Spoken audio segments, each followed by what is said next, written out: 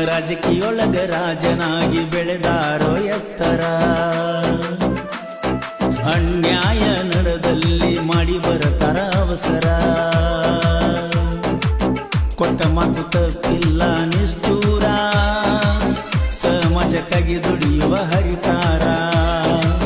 ಹುಡುಕಿರು ಸಿಗುವುದಿಲ್ಲ ಇಂಥವರ ಅಭಿಮಾನಿಗಳ ಮನಸ್ಸು ಗೆದ್ದಾರ ಸಂಘಟನೆ ಮಾಡಿ ಉಳಿಸ್ಯಾರೋ ಹೆಸರ ಹೇಳಿದ ಮಾಡಿ ಇವರು ತೋರಿಸೋ ಛಲಗಾರ ಹನುಮಂತಣ್ಣ ಜನರ ಪ್ರಾಣ